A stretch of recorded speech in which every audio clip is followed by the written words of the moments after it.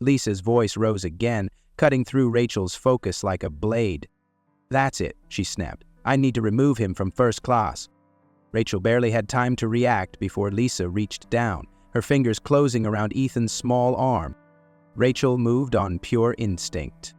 Her hand shot out, wrapping around Lisa's wrist in a firm, unyielding grip, yanking her away from Ethan with enough force to make Lisa stumble back a step.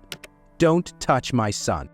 Lisa gasped, her mouth falling open in exaggerated shock as she clutched her wrist, eyes wide like she'd just been assaulted.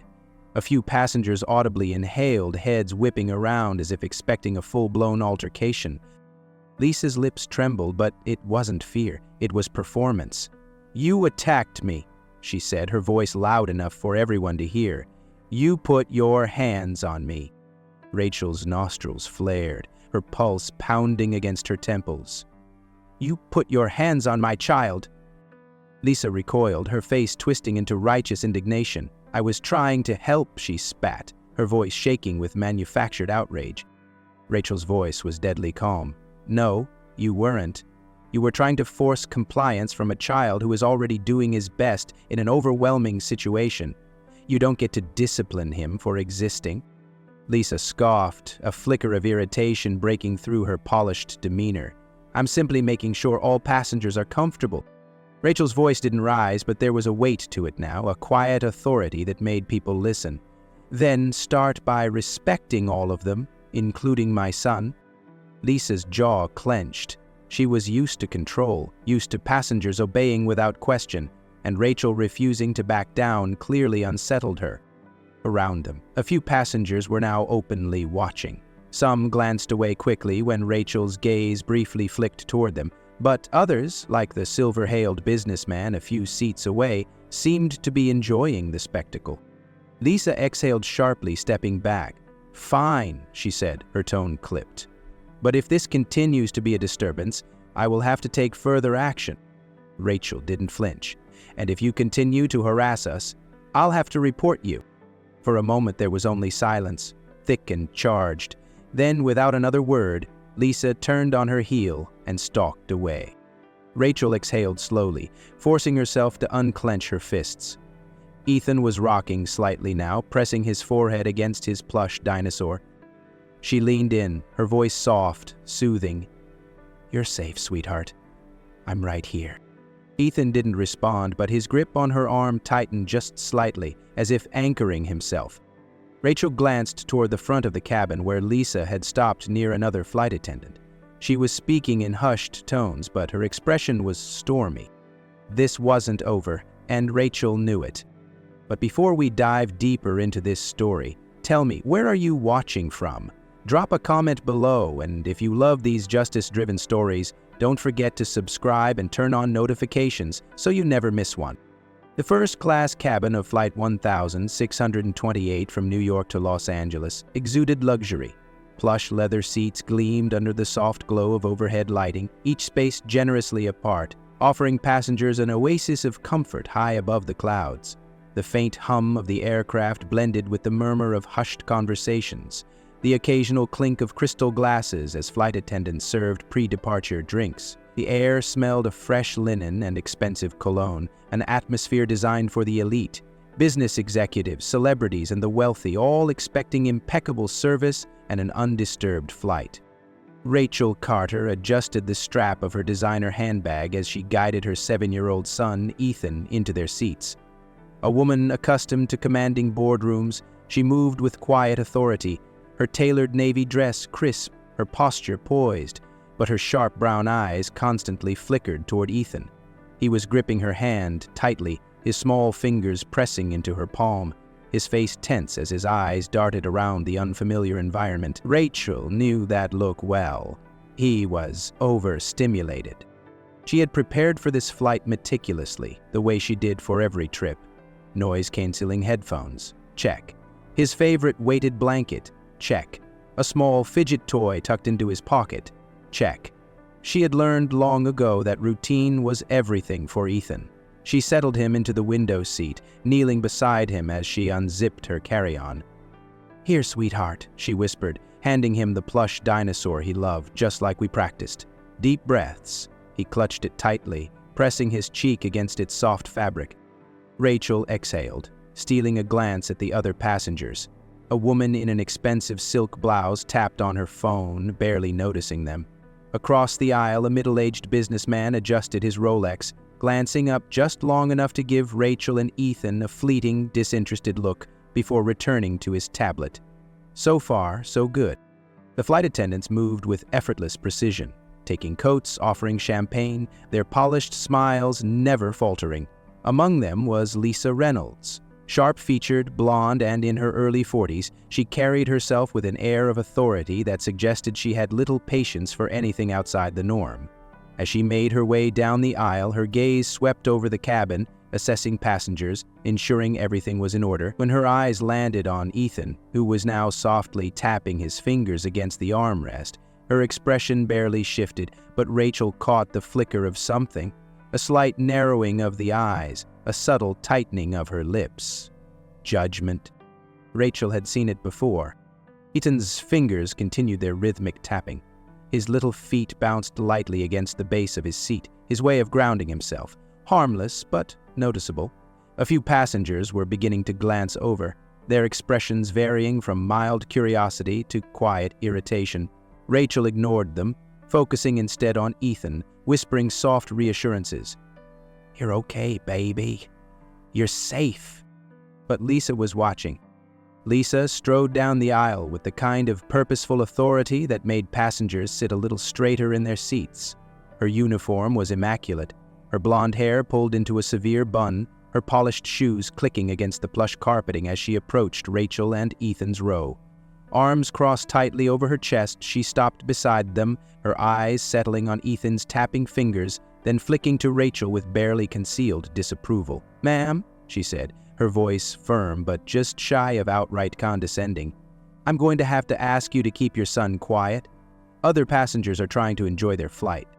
Rachel, who had spent years in corporate negotiations and boardroom battles, recognized the tone immediately. It was the voice of someone who expected compliance without question. Keeping her expression calm, she turned to look at Lisa, speaking with quiet clarity. "My son has autism," she said evenly. "He's self-regulating. This isn't noise. It's how he stays calm." Lisa's lips pressed into a thin line. "That's not my problem," she said, her voice clipped. "Passengers in first class have paid for a peaceful flight. If he's going to be disruptive, I may need to look at alternate seating arrangements." Rachel inhaled slowly, keeping her composure, though she could feel the tension tightening in her chest. She glanced at Ethan, who was still rocking slightly, his fingers pressing into the armrest with increased urgency. He had sensed the change in tone, the shift in energy, even if he didn't understand the words. She reached out and placed a gentle hand on his arm, her touch grounding but non-intrusive. "He's not being disruptive," she said, keeping her voice controlled. "He's managing his environment the best way he can. This isn't a behavioral issue. This is a medical condition." Lisa's posture didn't soften. If anything, her irritation deepened, her brows pulling together as if Rachel had personally inconvenienced her. "All I'm asking is that you control him," she said, her voice sharpening. "If you knew he'd struggle on a flight, maybe you should have prepared better." Rachel felt a flicker of heat rise beneath her collar, but she refused to let it show.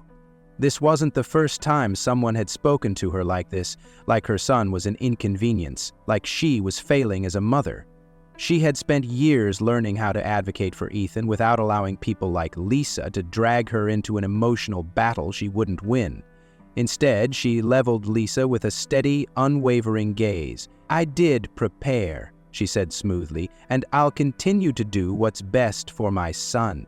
Now, if you'll excuse me, we'd like to enjoy our flight." A beat of silence passed between them, thick with unspoken hostility. Lisa exhaled sharply through her nose, clearly displeased but unwilling to push further, at least not yet. She shot one last disapproving glance at Ethan, then turned on her heel and stalked away. Around them, the subtle weight of watching eyes became more apparent. A businessman 2 rows ahead shifted uncomfortably, adjusting his cufflinks as if suddenly deeply invested in his attire.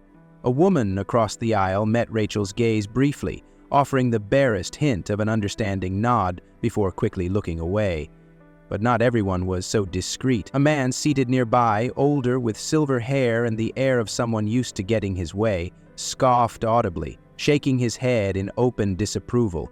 "Some people," he muttered under his breath, just loud enough for Rachel to hear. Rachel exhaled slowly, pushing down the familiar frustration rising in her throat. She turned her attention back to Ethan, brushing a hand gently over his curls, whispering words of comfort. "You're okay, baby," she murmured. "You're doing just fine."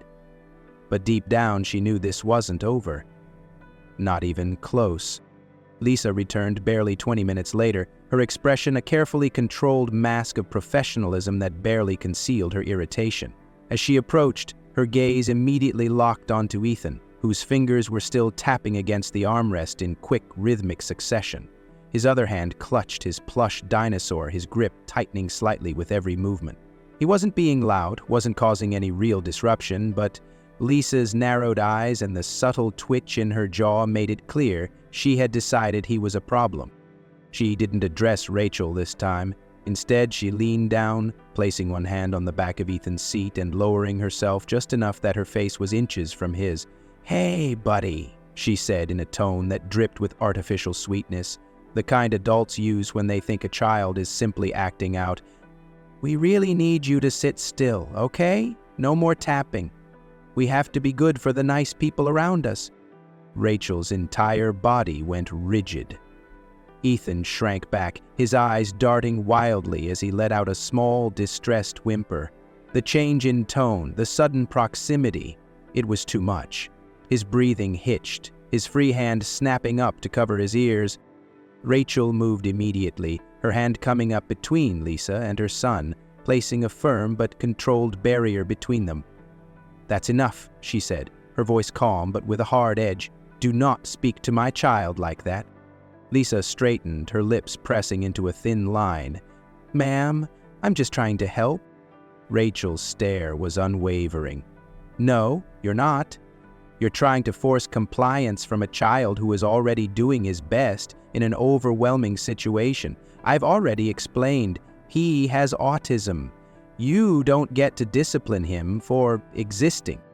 Lisa scoffed, a flicker of irritation breaking through her polished demeanor.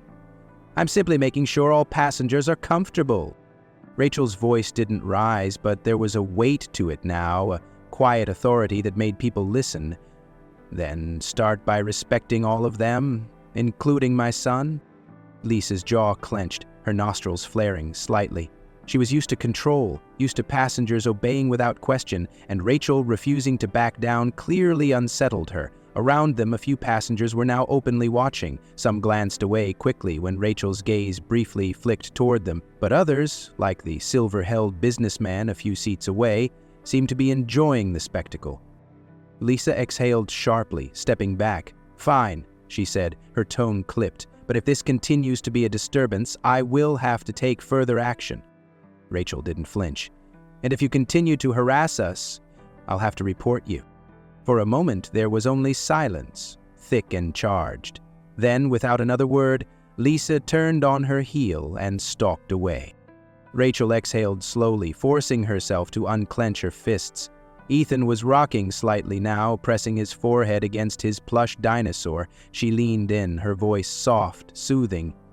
"You're safe, sweetheart. I'm right here." Ethan didn't respond, but his grip on her arm tightened just slightly, as if anchoring himself. Rachel glanced toward the front of the cabin, where Lisa had stopped near another flight attendant. She was speaking in hushed tones, but her expression was stormy. This wasn't over, and Rachel knew it. Rachel had just begun to steady her breathing when a deep, condescending voice cut through the tension like a blade. "People like that don't belong in first class." The words came from a few rows ahead, spoken loudly enough to ensure everyone nearby heard them. Rachel froze, her fingers tightening around the armrest. A slow, simmering heat spread through her chest, but she forced herself to remain still. She had spent years in spaces where people like James Cooper, the wealthy, entitled businessman now shaking his head in open disgust, made it clear that they believed certain people did not belong among them. She had learned how to control her expression, how to mask the anger and exhaustion that came with constantly having to prove her worth. Ethan whimpered softly beside her, curling into himself, his small hands clamping over his ears. He might not have understood the words, but he felt it. He always did. The shift in the air, the weight of judgment pressing down on them. Lisa, who had been lingering just a few feet away, smirked slightly at James's remark, the corner of her mouth twitching upward before she quickly wiped the expression away. But Rachel had seen it, that tiny, almost imperceptible moment of agreement. James exhaled sharply, dramatically adjusting the cuffs of his suit jacket, as if the very presence of Rachel and Ethan was an affront to his comfort. "This is what happens when just anyone can buy a seat up here," he muttered, shaking his head. "First class used to mean something." Rachel inhaled deeply through her nose, exhaling just as slowly. She knew this game. Knew that if she reacted the way he wanted, if she snapped, if she raised her voice, if she allowed the anger clawing at her ribs to spill over, then she would become exactly what people like him expected. Unruly, unfit, a problem. Instead, she turned her gaze to him, steady and unwavering. "First class does mean something," she said, her voice smooth but carrying the unmistakable weight of someone who was not to be dismissed. "It means you can afford a ticket, just like we did." James scoffed, finally looking directly at her. His blue eyes were cold, assessing, as if trying to decide whether she was worth the effort of a real argument. Then his gaze flicked to Ethan, who was still rocking slightly, gripping his dinosaur with white-knuckled fingers. "If he can't handle it, maybe you should have booked somewhere more appropriate." Rachel's jaw tensed, but she refused to look away. "You mean somewhere out of your sight?" James gave her a slow, insincere smile, spreading his hands as if to say, "Well, if the shoe fits." Lisa cleared her throat, shifting slightly as if debating whether to intervene, but she didn't. Instead, she glanced at Rachel, then at James, and finally settled on addressing Rachel, her tone laced with thinly veiled impatience. "Ma'am, I need you to keep things calm. We don't want to make this flight uncomfortable for others." Rachel let out a quiet, humorless laugh, shaking her head. "Of course, because I'm the problem here." James chuckled under his breath, clearly pleased with how this was playing out. Ethan let out a soft, distressed moan, his fingers digging into his seat. "Mommy," he whimpered, voice strained. "Too loud, too loud." Rachel immediately turned her attention back to him, pushing everything else aside. She leaned in close, whispering against his temple. "I know, baby, I know. Just focus on me, okay? We're safe." Lisa sighed, clearly losing what little patience she had left. "Look, I just need you to keep him under control." Rachel's head snapped up. "He is not out of control. He is a child who is overwhelmed because you and that man," she jerked her chin toward James, who was now smirking outright, "have made this an openly hostile environment." James held up his hands in mock innocence. "Whoa, now, don't go making this about race." Rachel's lips parted slightly, a sharp laugh escaping before she could stop it. "I never said a word about race, sir. That guilt is all yours." The smirk disappeared. James's face darkened and Rachel could see the flicker of anger in his eyes, the way his fingers curled slightly against his lap. He wasn't used to being called out. Lisa, desperate to regain control, stepped forward. "All right, that's enough. I don't want to have to involve security." Rachel arched a brow, her voice dangerously soft. "Security? For what? Defending my son from harassment? Or is this just your go-to response when a black woman doesn't shrink under pressure?" A few passengers inhaled sharply at that, and Rachel saw the way Lisa's face twitched, the subtle flicker of unease in her posture. James let out a scoff, shaking his head. Unbelievable. Rachel ignored him. Instead, she reached into her bag and pulled out Ethan's tablet, quickly opening one of his calming videos, the soft, rhythmic sounds immediately dulling some of the distress in his body. "Ma'am," Lisa tried again, but this time there was a slight hesitation, as if she was finally aware that she was standing on unstable ground. Rachel didn't even look at her. "Are we finished here?" Lisa's lips pressed into a tight line. She glanced toward James, then back at Rachel. "For now, she said curtly. Rachel nodded, turning back to Ethan. Good. But she knew this wasn't over. Not by a long shot. Lisa's composure cracked. The barely restrained irritation she had been masking behind a professional facade finally gave way to open frustration. She squared her shoulders, her voice cutting through the first-class cabin with an edge sharp enough to make heads turn. If you can't control him, I'll have to move you to economy. Rachel's head snapped up, her breath catching for a split second before she forced herself to exhale slowly. Had she really just heard that? The audacity of the statement left her momentarily stunned, but only for a moment. Her voice was calm but laced with something dangerous beneath the surface. Are you serious? Lisa didn't even flinch. We have other passengers to consider, she said matter-of-factly. If this continues to be a disruption, I'll have no choice but to reassign your seats. The air in the cabin grew thick with tension. A few passengers shifted uncomfortably, avoiding eye contact. Others whispered to each other, not bothering to lower their voices. Some of them, Rachel could tell, agreed with Lisa. A middle-aged woman in pearls sitting across the aisle cleared her throat and murmured to the man beside her, "Well, it is first class," as if that explained everything. Ethan's breathing grew shallow, his small shoulders tensing as his body rocked slightly against the seat. Tears welled up in his wide, dark eyes, his voice barely a whisper. "Mommy, make it stop." Rachel's chest tightened. This was what she had feared most, the moment when the pressure, the judgment, the hostility became too much for him. She had spent years teaching him how to navigate an unkind world, but there was only so much a 7-year-old could take. She swallowed hard, forcing herself to remain steady. She leaned in close, her lips brushing his temple as she whispered, "I've got you, baby. You're safe." Then she turned back to Lisa, her expression set, her voice even. "We're not moving." Lisa's eyes narrowed. "Ma'am?" "No," Rachel cut her off, her tone steel. "My son is sitting in the seat I paid for. We are not moving because you're uncomfortable with the way he processes the world around him." Lisa exhaled sharply, glancing around as if expecting support, but no one spoke. A few passengers still watched with interest, but none of them wanted to get directly involved. Rachel saw the flicker of uncertainty in Lisa's eyes, the way she hesitated just slightly, as if realizing that she might be pushing too far. But the moment passed, and Lisa straightened, pressing her lips into a thin line. "If this continues," she warned, "I will escalate this to the flight marshal." Rachel inhaled through her nose, exhaled just as slowly, fighting against the rage burning beneath her skin. She had faced discrimination before, had been underestimated, dismissed, but this, being treated like a problem, like an inconvenience, like she and her child didn't belong, was a wound that cut deeper than any business slight or backhanded comment in a boardroom. She shifted slightly, adjusting Ethan's blanket over his lap, grounding herself in the motion. "Go ahead," she said smoothly, locking eyes with Lisa. "Call whoever you need to." For the first time, Lisa hesitated. Rachel saw it, the flicker of doubt, the realization that she had backed herself into a corner.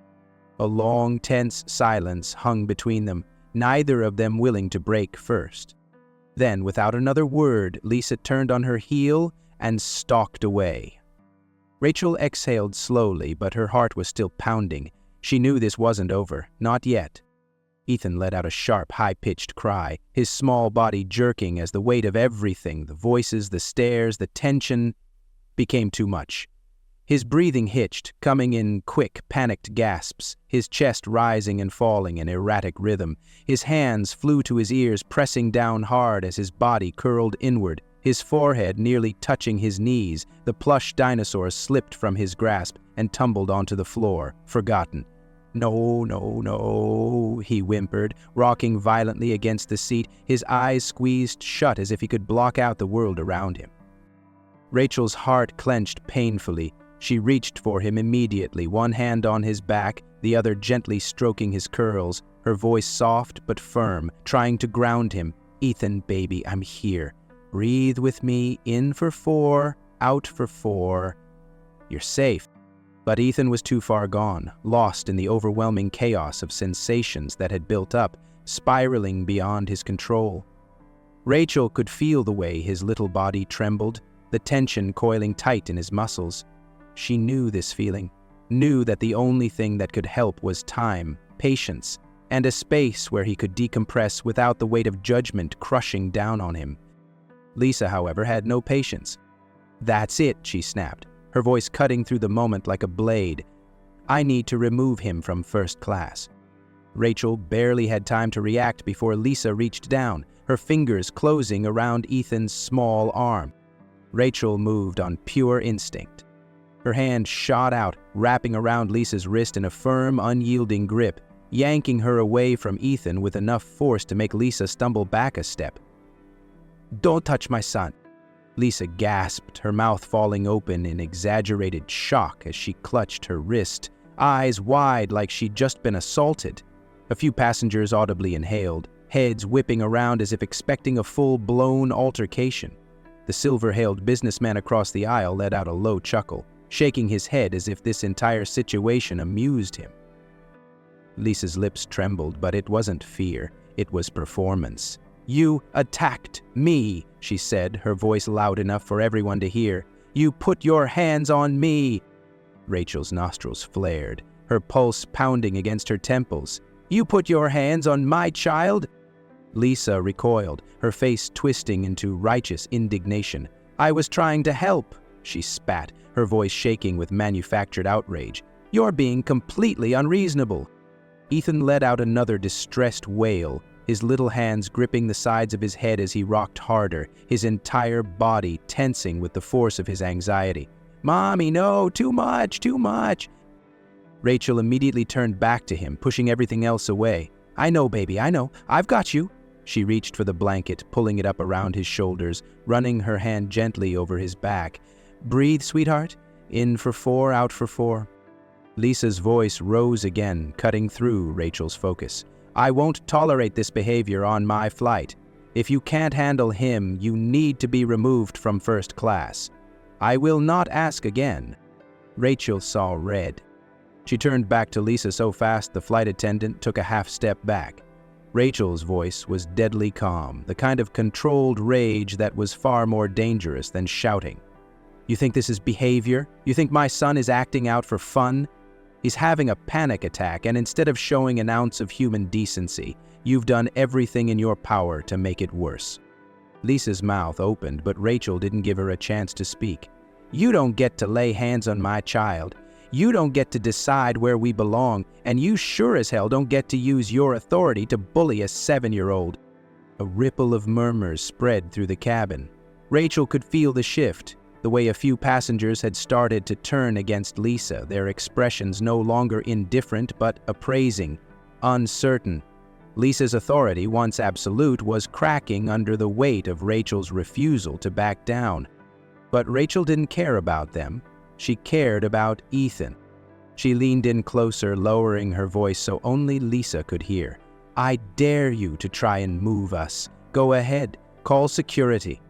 I want you to explain to the airline and the media exactly why you thought physically removing a disabled child was the right course of action." Lisa hesitated, her fingers flexing at her sides. She was calculating now, weighing the risk, the consequences. Rachel didn't break eye contact. Ethan's breathing was still uneven, but the rocking had slowed just a little. Rachel reached for his tablet, quickly pulling up one of his favorite calming videos. Soft waves lapping against the shore, gentle piano music in the background. She placed it in his lap, rubbing slow circles into his back as his little fingers tapped at the screen. Lisa exhaled sharply, spinning on her heel. "Fine, but this isn't over." Rachel didn't even spare her a glance. She had already won this round. Lisa clutched her wrist dramatically, her mouth slightly open as if she had just been struck. Her eyes darted around the cabin, locking onto the watching passengers, searching for an ally, for someone to validate the outrage she was so desperately trying to sell. "She just assaulted me. You all saw it." Her voice was sharp, trembling in just the right way to sound like a victim, her expression twisted into an exaggerated performance of shock and offense. Rachel felt the anger coil hot in her chest, but she didn't let it spill over. Not yet. She had seen women like Lisa before. People who wielded their authority like a weapon, who twisted reality to fit their narrative, who knew exactly how to manipulate a situation to make themselves the victim. James Cooper let out a low chuckle from his seat, his amusement clear as he shook his head. "Told you," he said to no one in particular, "some people don't belong up here." Rachel's fingers dug into the armrest as she fought to keep her composure, but the disgust curling in her stomach was nearly suffocating. Ethan's body jerked beside her, his breathing turning rapid, shallow. He was caught in the storm of it all, drowning in the hostility, the voices, the stares. His hands pressed so hard against his ears that his knuckles turned white. His body curled in on itself, rocking so violently now that his seatbelt strained against him. His breaths were short, panicked, desperate. Rachel turned to him immediately, her hands moving to his shoulders. "Ethan, sweetheart, breathe with me," she murmured, her voice soft but urgent. "Deep breath in, deep breath out. I've got you." Lisa, however, had no such patience. "This is exactly what I mean," she snapped. "This is unacceptable behavior for first class. If you don't remove him, I will." Rachel's head snapped up, her entire body vibrating with fury, but her voice, when she spoke, was quiet, deadly controlled. "You're lying." Lisa's eyes narrowed. "Excuse me?" Rachel's jaw tightened. "You're lying," she repeated, louder this time, her words slicing through the tension. "You're playing the victim to cover up the fact that you grabbed my son. I stopped you from putting your hands on him, and now you're trying to flip the story." Lisa scoffed, shaking her head. "I don't need to make anything up," she spat. "You attacked a flight attendant. That's grounds for removal, maybe even a no-fly ban." A ripple of unease spread through the cabin. Passengers glanced at each other, uncertain. Some looked uncomfortable, shifting in their seats as if they didn't want to be involved. Others, the ones who had already decided Rachel was a problem, watched with smug satisfaction, eager to see how this would unfold. The pearl-wearing woman across the aisle leaned toward her seatmate and whispered something under her breath, her lips pressing into a thin line of disapproval. A younger man a few rows back frowned, glancing between Rachel and Lisa as if trying to decide who was telling the truth. Rachel took a slow, deliberate breath. She could feel the weight of every eye on her, the judgment, the expectation. They were waiting for her to explode, to yell, to prove Lisa right, but she wouldn't give them that. Instead, she looked Lisa directly in the eye and said, "Play this game all you want, but you and I both know the truth." Lisa's nostrils flared, her fingers flexing against her sides. For the first time, there was a flicker of doubt, of hesitation. James scoffed again. "Oh, please," he drawled. "We all know how this ends." Rachel turned her gaze to him, sharp and unyielding. "Oh? And how is that?" James smiled coldly, spreading his hands. "You cause a scene, refuse to follow the rules, and then act surprised when you face the consequences." He leaned back in his seat, smirking. "Same story, different day." Rachel's hands curled into fists, but she forced herself to remain still. "And what exactly is the consequence for defending my son?" she asked, her voice laced with quiet steel. James's smirk faltered, just slightly. Rachel didn't let up. "What's the consequence for stopping someone from physically removing a disabled child from his paid seat?" Lisa stiffened.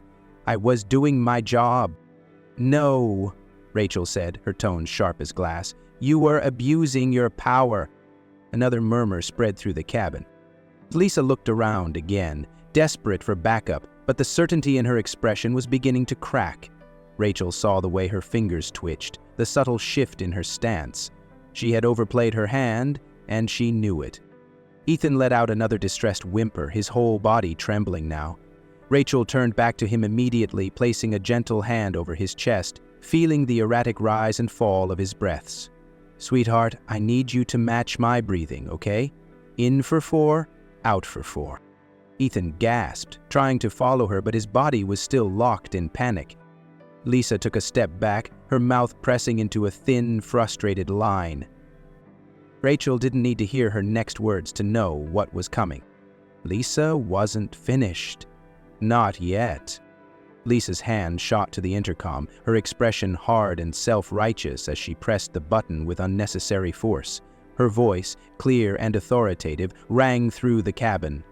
"I need security assistance in first class immediately. Passenger is being non-compliant and has assaulted a crew member."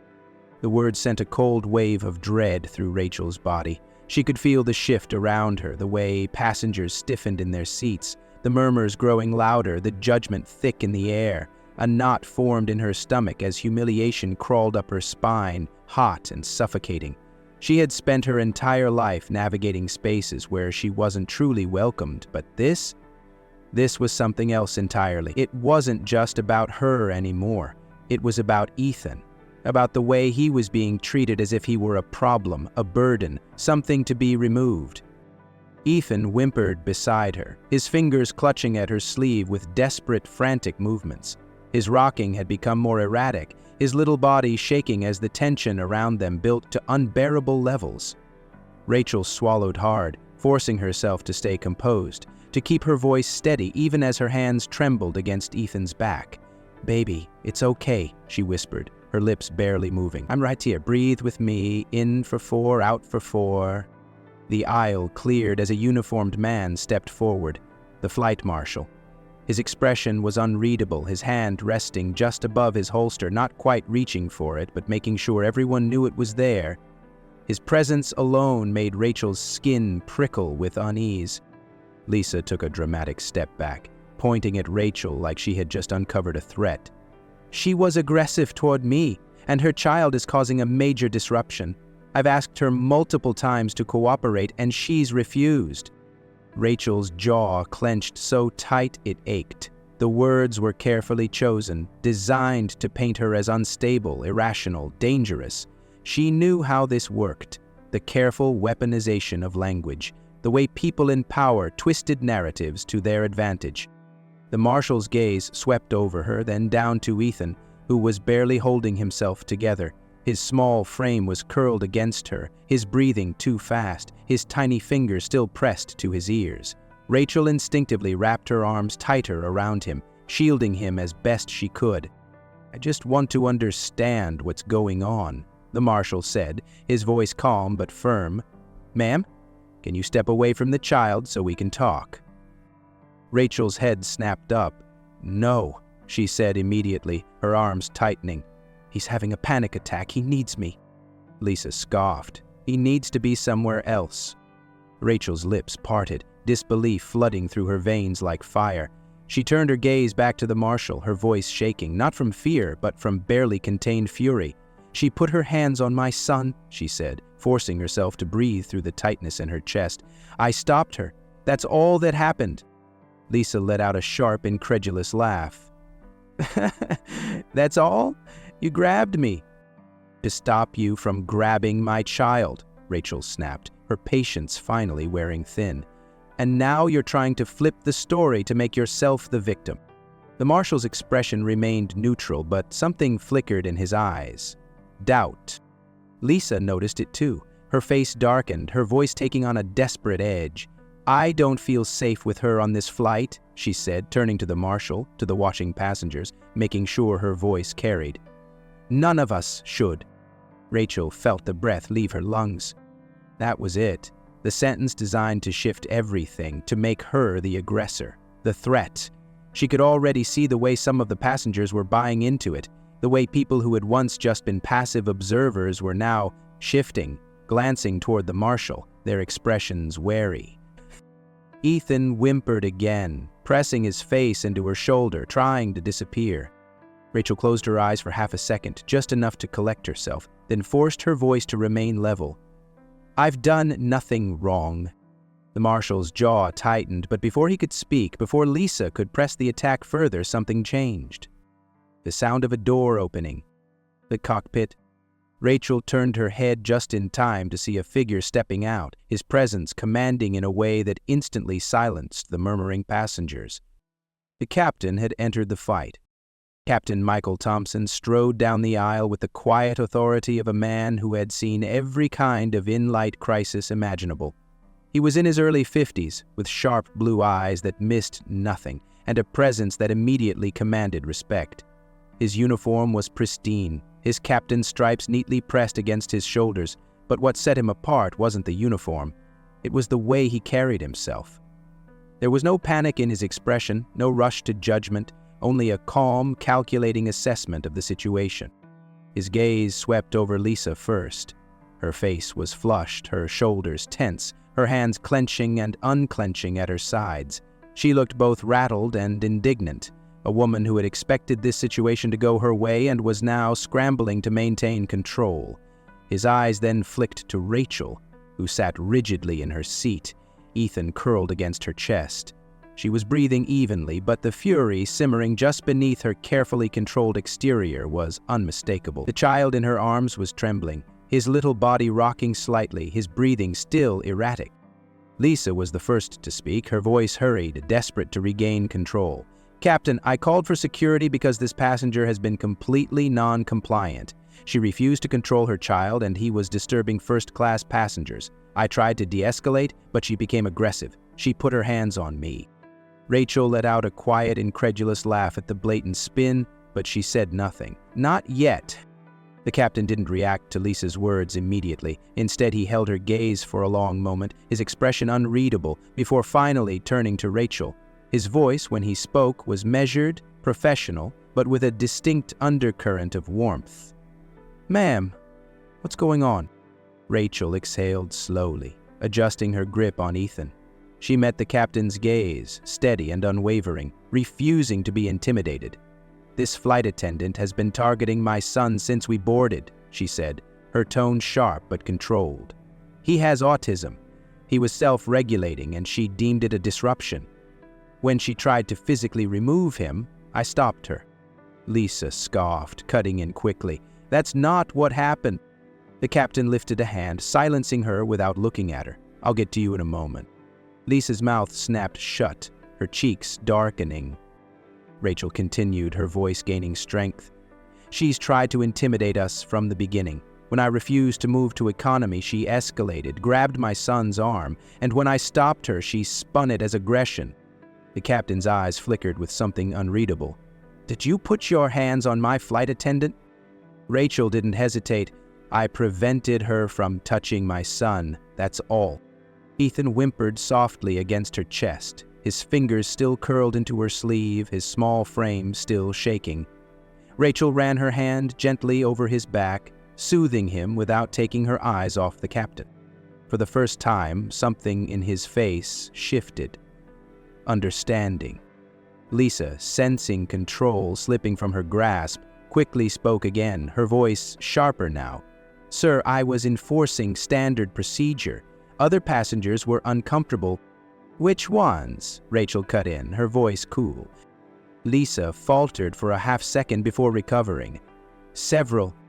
Rachel's lips curled into something that wasn't quite a smile. "And yet, none of them have spoken up." A silence stretched between them. The captain glanced around the cabin, scanning the passengers. Some of them quickly looked away when his gaze landed on them. A few fidgeted uncomfortably. The pearl-wearing woman who had murmured in agreement with Lisa earlier was now avoiding eye contact altogether. James Cooper, still reclined in his seat, smirked but said nothing. The captain let out a quiet breath, then turned back to Lisa. His voice was still calm, but there was steel beneath it now. "Did you touch the child?" Lisa's lips parted slightly. "I was just trying to—" "Yes or no?" Lisa's face paled. I was trying to get him to settle down." The captain's expression hardened. "That's not your job." Rachel felt something shift, a barely perceptible crack in Lisa's once unshakable confidence. The captain turned back to Rachel, nodding once. "Ma'am, I appreciate your patience. Let me handle this." For the first time since this flight had taken off, Rachel felt the weight on her chest lift. Just slightly, but she wasn't naive. This wasn't over yet. The captain's eyes flicked to Rachel's first-class ticket, his brow furrowing slightly. A second later, he pulled a sleek tablet from his pocket, swiping across the screen with practiced efficiency. His jaw tightened as he scanned whatever was displayed there, his lips pressing into a firm line. A strange, heavy silence fell between them, stretching long enough that Rachel noticed the shift in the air. Lisa, sensing something was off, stood rigidly beside him, her fingers twitching at her sides. When the captain finally looked up, his expression was unreadable. He turned to Lisa, his voice slow, deliberate. "Lisa, do you realize whose plane this is?" Lisa blinked, caught off guard. "What?" The captain exhaled sharply, straightening to his full height. "Rachel Carter is the CEO of Carter Aviation." His voice was measured but carried enough weight to make the watching passengers lean in slightly, curiosity crackling through the air. "This aircraft is part of their private fleet." A collective gasp rippled through the cabin. Lisa's mouth opened and closed, her face draining of color so quickly that for a moment Rachel thought she might actually faint. Her entire posture changed, shoulders pulling in slightly. The confidence she had wielded so aggressively just moments before, now visibly crumbling. Her lips trembled as she stammered, I didn't know." James Cooper, who had been so smugly amused just seconds earlier, suddenly stiffened in his seat. The arrogant smirk vanished from his face, his hands gripping the armrests a little too tightly. His gaze snapped to Rachel, his mind clearly working to process the revelation.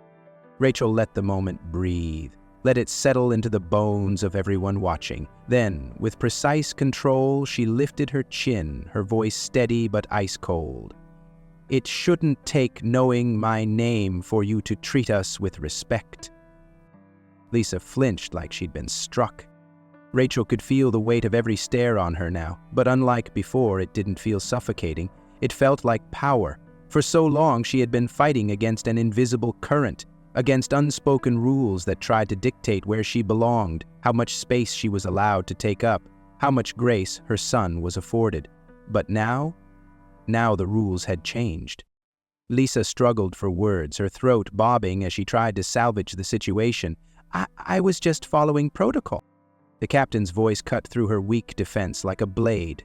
"No, you weren't." Lisa's eyes snapped to him, desperate. He shook his head, his disappointment evident. "You singled them out. You escalated a situation that never should have been an issue. You put your hands on a child, and then you lied about what happened." Lisa swallowed hard, looking around as if hoping for an escape route, but there was none. The passengers who had been watching in passive amusement earlier were now staring at her with thinly veiled judgment.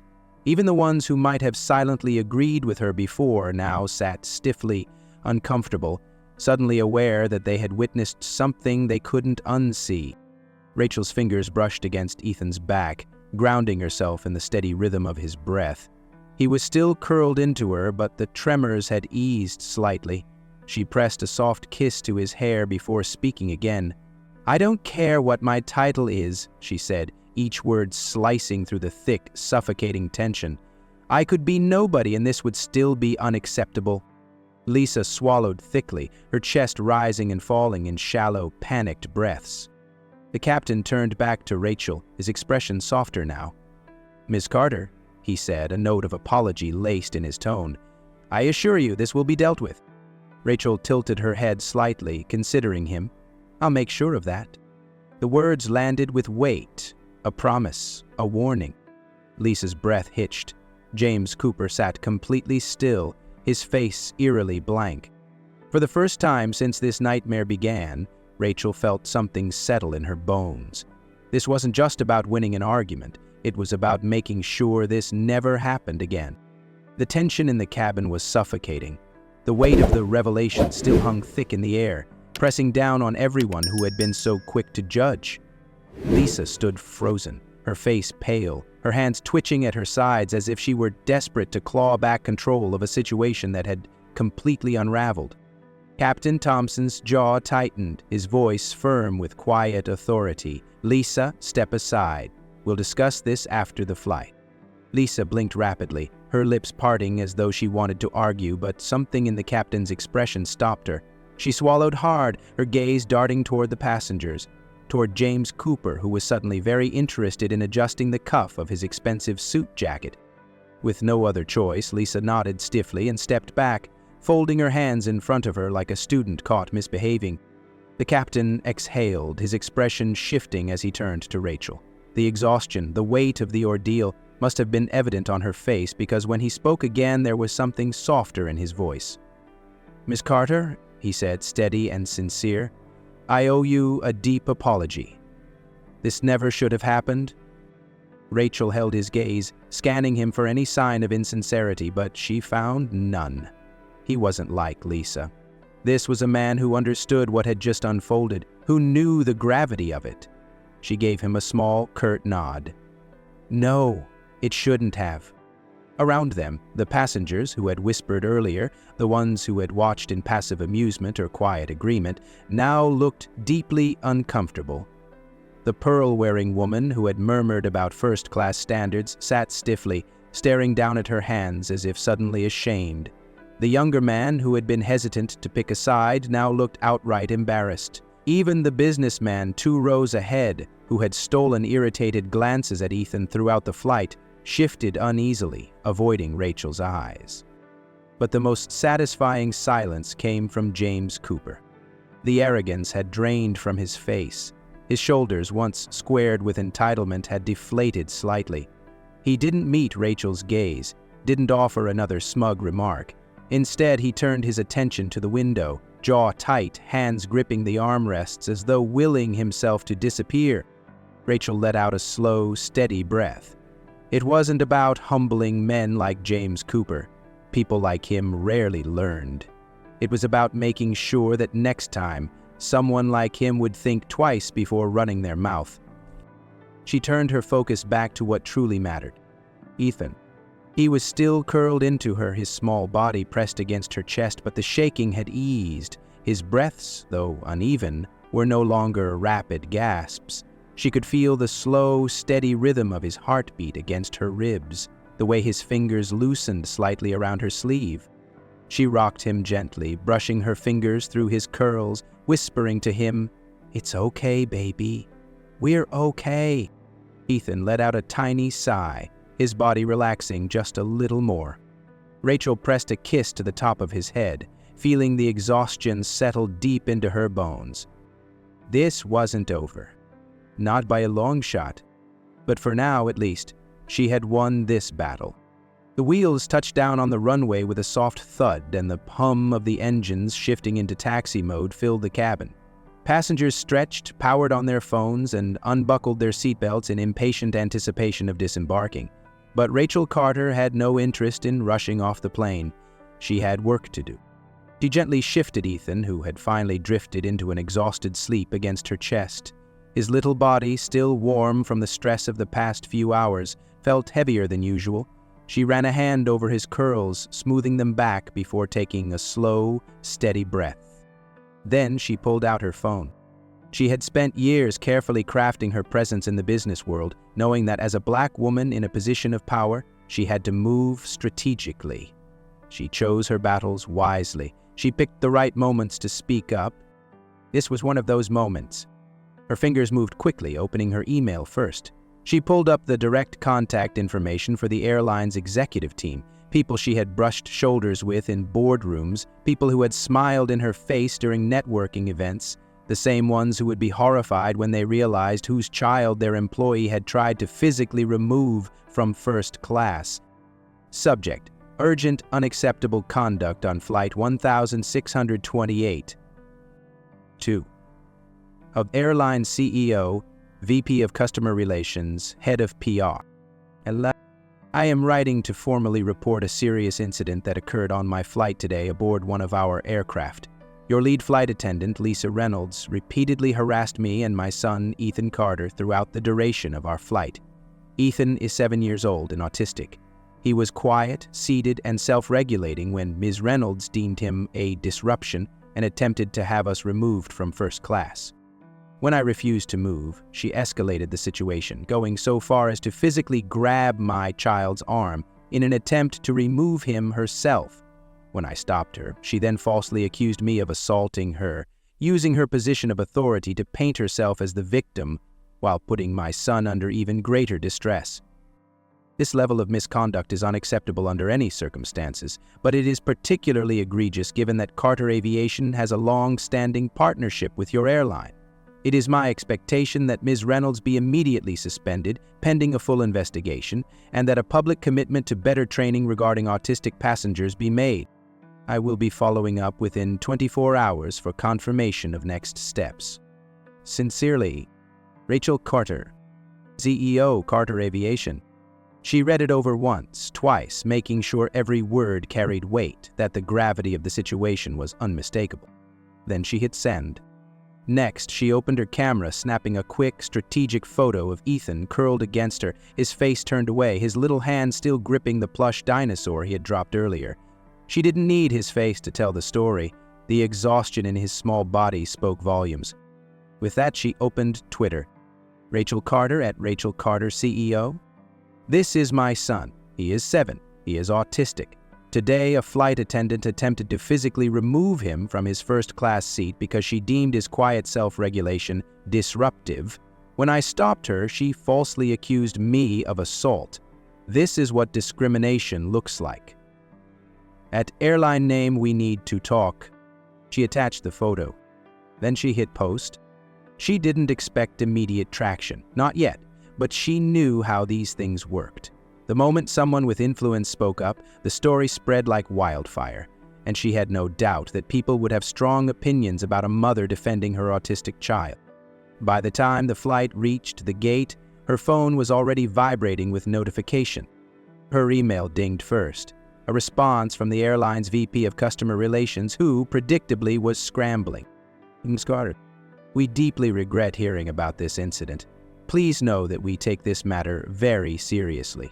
I have escalated your report to the highest levels of our leadership team, and we will be conducting a full internal review. Additionally, we will be reaching out to discuss this further at your earliest convenience. We value our relationship with Carter Aviation and want to ensure that every passenger, especially those with disabilities, feels safe and respected on our flights. Please let us know the best time to connect. Sincerely, David Sinclair, VP, Customer Relations. Rachel smirked. Of course now they were concerned. Now they were deeply regretting everything. Her phone buzzed again, this time a flood of Twitter notifications. The post was gaining momentum at a rapid pace, likes climbing by the second, comments pouring in. Unacceptable.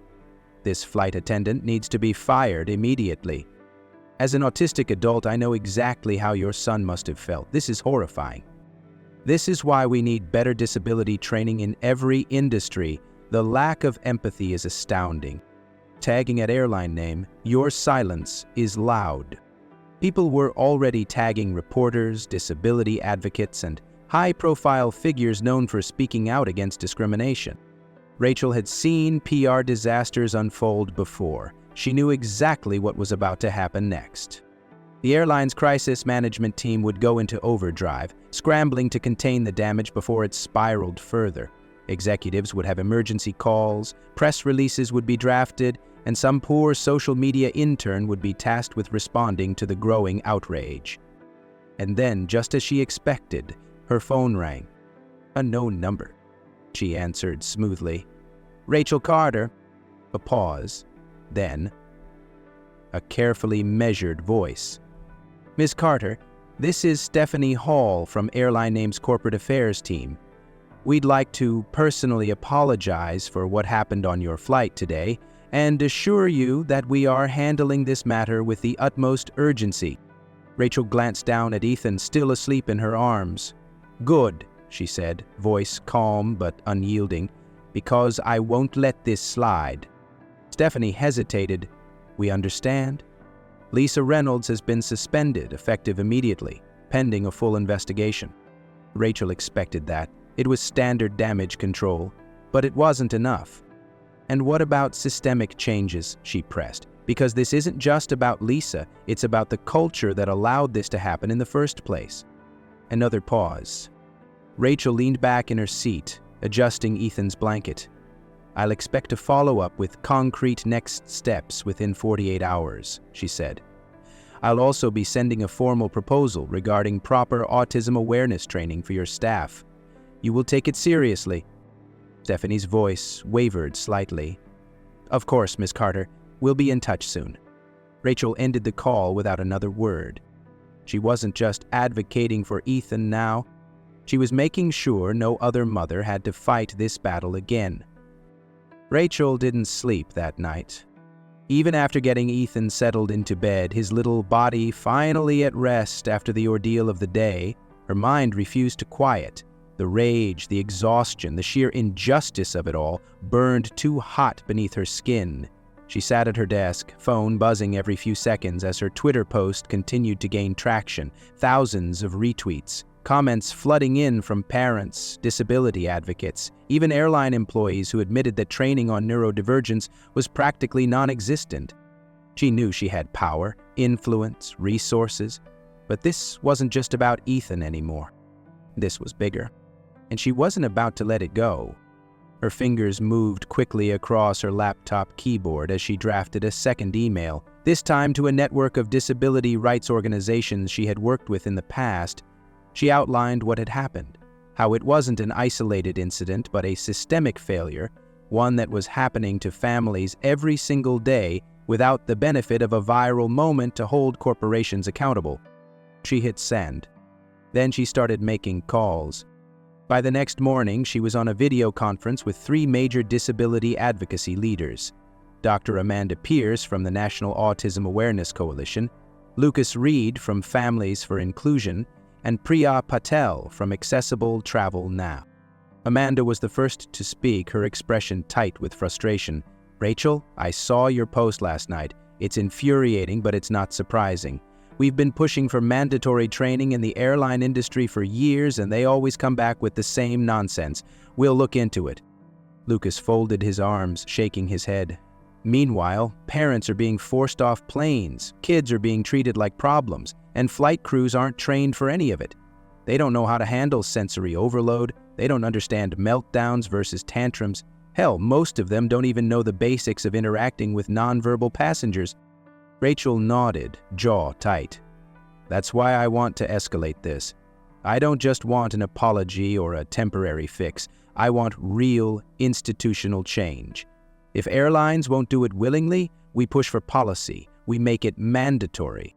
Priya leaned forward. "What are you thinking?" Rachel took a deep breath. "A comprehensive, industry-wide autism awareness and sensitivity training program. Not just a quick online course. Hands-on, real-world scenario training for all airline staff, flight attendants, gate agents, security. And beyond that, we push for structured accommodations, priority seating for autistic passengers, pre-boarding options, sensory-friendly spaces in airports. No more guesswork, no more case-by-case crap." Amanda exhaled, nodding. "If we get enough traction, we could bring this to the Department of Transportation, make it a federal regulation." Lucas raised an eyebrow. "You ready to take this that far?" Rachel's voice was steady. "I have to." A beat of silence, then Priya smiled, small but determined. "Good, because we're in." Within hours, they had a plan, a formal coalition, a push not just for training, but for legislation. Rachel didn't stop there. She used every connection she had, calling CEOs, lawmakers, journalists. She made sure the airline executives knew she wasn't going to let this fade. She scheduled meetings, filed formal complaints, and reached out to other families who had faced similar discrimination.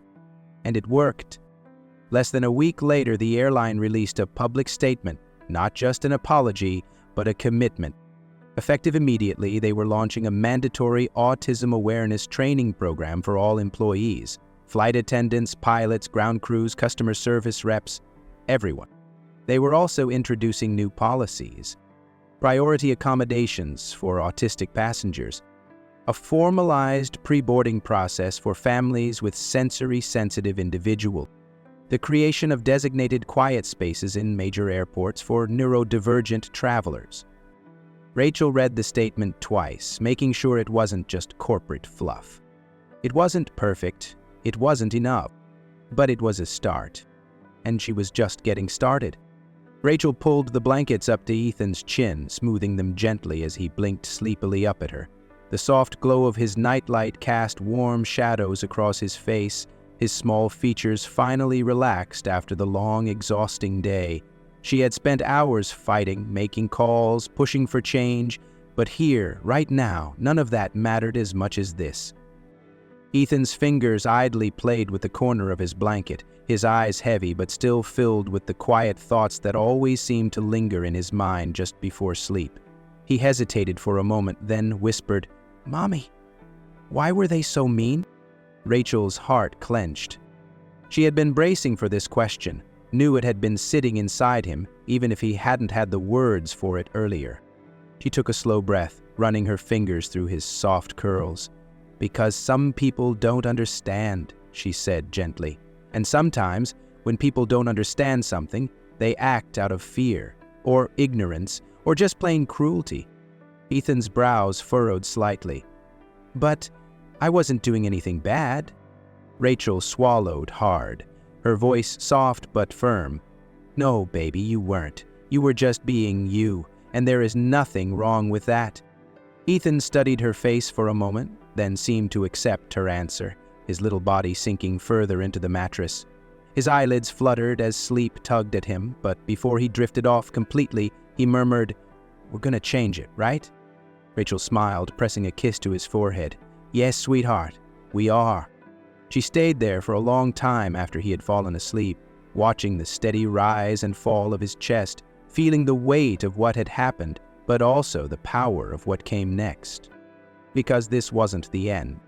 This was only the beginning. Have you ever faced discrimination like this? Have you ever been made to feel like you didn't belong, like you or someone you love was an inconvenience simply for existing? Maybe it was on a plane. Maybe it was in a restaurant, at a school, in a workplace. Maybe it was subtle, a look, a whisper, a refusal to make eye contact. Or maybe it was blatant, being singled out, treated as less than, told outright that you didn't deserve the same space, the same respect, the same dignity as everyone else. If you have, then you know the kind of exhaustion that comes with it, the kind of frustration that settles deep in your bones, the kind of anger that simmers just beneath the surface. And if you haven't, then I ask you, what would you do if you saw it happening? Do you think the airline's apology is enough? Do you think a suspension, a press release, and a few social media statements are enough to undo the years of harm caused by this kind of treatment? Because let's be honest, this wasn't just about one flight attendant, one airline, or one bad moment. This is about a system that allows people like Lisa Reynolds to feel comfortable in their discrimination, a system where passengers like James Cooper smirk, knowing they'll never be the ones asked to move, a system where a child can be deemed a nuisance simply because his way of experiencing the world doesn't fit neatly into everyone else's expectations. So what can we do to make travel more inclusive for everyone? We push, we demand, we don't just accept apologies, we insist on action.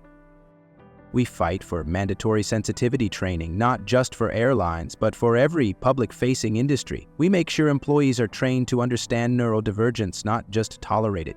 We create policies that give families like Rachel's the tools to advocate for their children before there's ever a problem. Pre-boarding options, sensory-friendly spaces, clear communication between passengers and flight crews. We hold companies accountable. We use our voices, our platforms, our experiences to make sure that the next time someone like Lisa Reynolds thinks about targeting a mother and her child, she thinks twice. Because respect should never depend on status. It should be the standard. Drop a comment below. Have you ever experienced something like this? Let's talk about it. Like, share, and subscribe for more real-world justice stories.